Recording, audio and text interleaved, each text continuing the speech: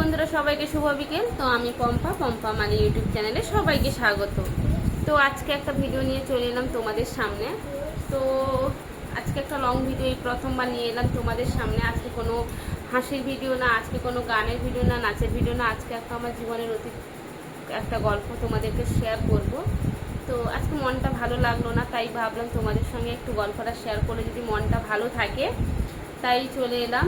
তো তার আগে বলবো, পম্পা মালি ইউটিউব চ্যানেলে প্লিজ ভিডিওটা দেখার আগে একবার সাবস্ক্রাইব করে আমার পাশে থেকো। তো আর প্লিজ এই ভিডিওটা পুরোটা দেখো, স্কিপ না করে পুরো ভিডিওটা দেখবে, নিশ্চয়ই ভালো লাগবে। তো প্রথম কথা হলো, আমি একটা গরিব পরিবারের মেয়ে। হ্যাঁ, অত্যন্ত কষ্টে আমাদের জীবনযাপন।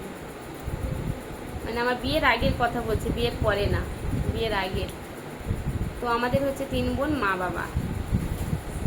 আমাদের ভাইটাই ছিল না, হয়েছিল মার নাকি প্রথম সন্তান ছেলে, ওটা হওয়ার দোষে হয়তো মারা গেছিল। তারপর আমরা পরপর 3 বোন আসি। কোনোদিন বাবা 3 বোন এসেছি বলে যে বাবা দুঃখ প্রকাশ হয়েছে এরকম না। মা বলতো দিদি হয়েছে, দিদির পর যখন আমি হই, আমার হওয়ার পর নাকি ঘুরে দেখেনি। বাবা কোনোদিন আমাদেরকে মানে করেনি যে হয়েছে 3 মেয়ে, গাছকে কোনোদিন ফল ভারী, বাবা একটাই কথা বলতো।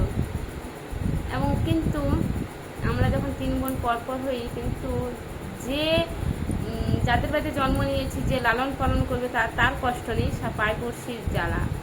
মানে আমার ফ্যামিলির কথা বলছি, ফ্যামিলির ভেতরে কিছু মানুষ আছে যে ওর 3 মেয়ে হয়েছে, ওকে খেতে দিতে পারবে না, মানুষ করতে পারবে না, পড়াতে পারবে না, বিয়ে দিতে পারবে না, ওদেরকে ঘরে গিয়ে কাজ করে খেতে হবে।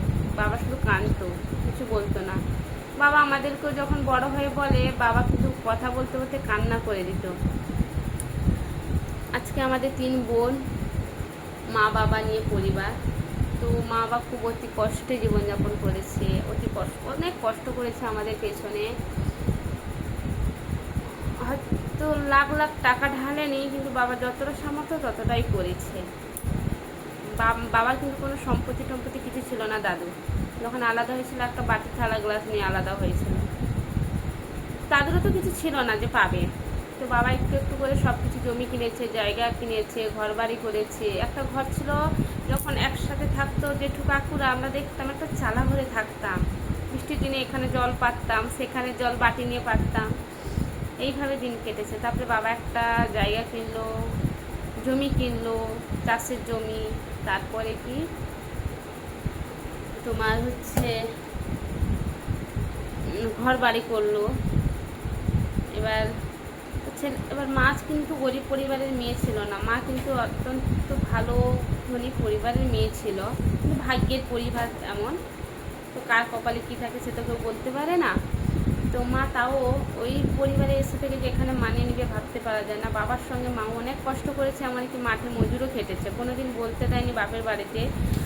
আমরা যখন মামার বাড়ি যেতাম, তখন বলতে দিত না যে বলবি না যে আমি যে মাঠে যাই, এরকমটাই মায়ের একদিন কী করেছে। তো হয়তো নিজেরা হয়তো পরিপোষণ না পেয়ে আমাদেরকে যথেষ্ট কী বলবো দিয়েছে, করেছে। হয়তো কি পুজো এলে সবাই 1000 টাকা ড্রেস কিনছে, আমাদের 200 টাকা দিয়েছে, যতটা তার ক্ষমতা পেরেছে দিয়েছে। কেউ মাংস ভাত দিয়ে খাচ্ছে, আমাদেরকে এক তরকারি ভাত হলেও খাইয়েছে, তার সাধ্য মতো সে করেছে। তো আমাদেরকে অনেক কষ্টে কিন্তু মা বাবা মানুষ করেছে। শুধু হাত পায়ে কিন্তু একদম 3টা মেয়েকে মানুষ করে পড়ানো, পোশাক থেকে খাওয়া দাওয়া, কমটা খরচা না এখনকার দিনে। তাও মা বাবা অনেক কষ্ট করে খাটুনি করে, বাবার সঙ্গে মাও অনেক পরিশ্রম করে, তাই হয়তো বাবা করেছে। বাবা করতো খড়ের ব্যবসা মানে লোকের খড়ের ব্যবসায় কাজ করতো, খড় বাঁধতো। গরমের দিনে যখন বৈশাখ মাসে রোদে যখন বাবা আসতো, বাবা নিজে ফর্সা লাল হয়ে যেত, দেখলে না চোখের জল আসতো তখন।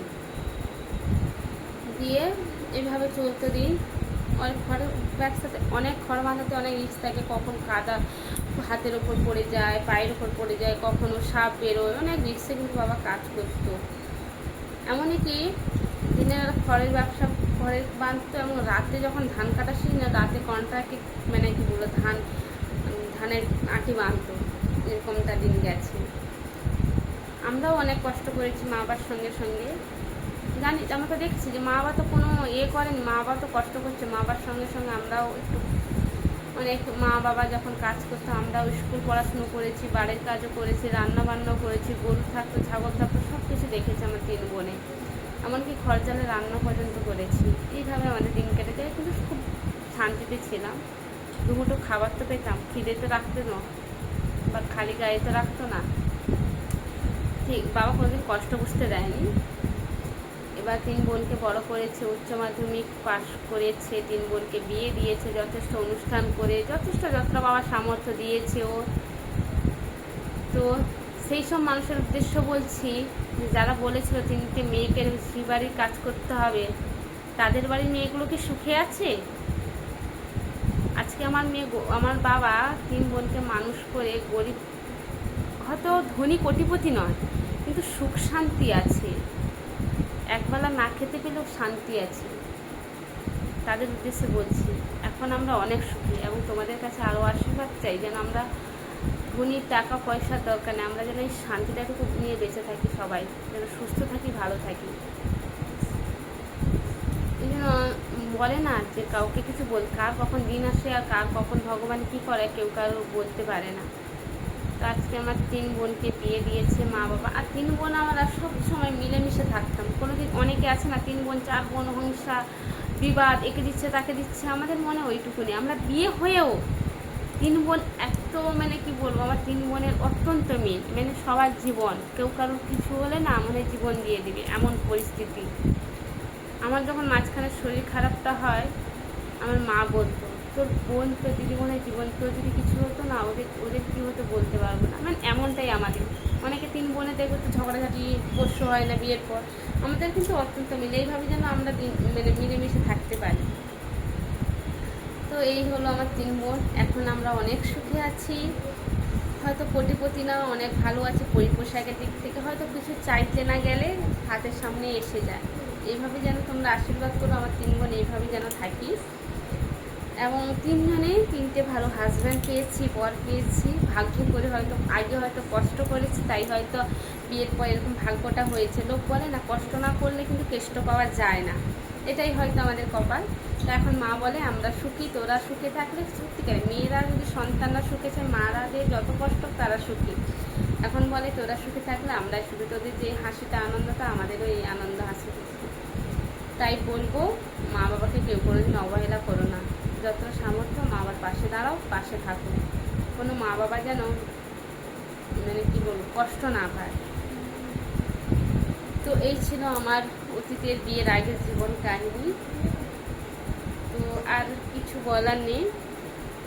তো এই যে এখন আমি দূরে আছি, এখন কষ্টটা বুঝতে পারছি যে মা বাবাকে ছেড়ে কতটা কষ্ট থাকা।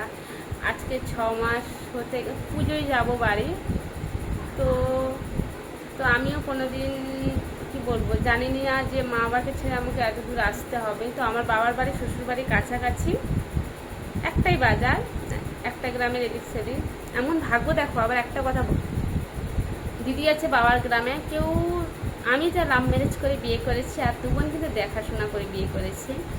আমার দিদি বাবার গ্রামে আছে, তার পরের গ্রাম আমি, আমার পরের গ্রাম বোন। এমন ভাগ্য দেখো, বাবারা বয়স হলে যে গাড়ি ভাড়া করে যেতে পারবে না, এমনটা নয়, কাছাকাছি 3টে বোনের বাড়ি কাছাকাছি, সবাই যেন মিলেমিশে সবাইকে লক্ষ্য করে থাকতে পারে। এই জন্য ভগবান আমাদের 3 বোনকে 3টে পরপর গ্রামে দিয়েছে। তার সুবিধা অসুবিধা, আমার তো ভাই নেই, তাই সুবিধা অসুবিধা হলে যদি আমরা কাদের কিছু হয়, 3 বোন যেন সবাই সবার পাশে দাঁড়াতে পারে, বা আমরা বয়স হলে যেন 3 মেয়ের বাড়িতে যেতে পারি। দেখো ভাগ্যের কি পরিহাস না, কেউ জানে যে 3টে গ্রামে 3 বোন পরপর। তো সত্যি এটা হচ্ছে তোমাদের আশীর্বাদ, তোমাদের ভালোবাসা, হয়তো ভগবানের আশীর্বাদ, এটা আমার কিছু না। তো এই হলো আমাদের জীবন। তো কার ভালো লাগলো প্লিজ কমেন্টে বলবে, আর আশীর্বাদ করো যেন আমরা এইভাবে ভালো 3 বোন ভালোভাবে এইভাবে দিন কাটাতে পারি, স্বামী সন্তান নিয়ে, সবার পরিবার, শ্বশুর শাশুড়ি সবাইকে নিয়ে যেন সুখে থাকতে পারি, সবাই যেন সুস্থ থাকে, এই আশা করো। তো সবাইকে টাটা।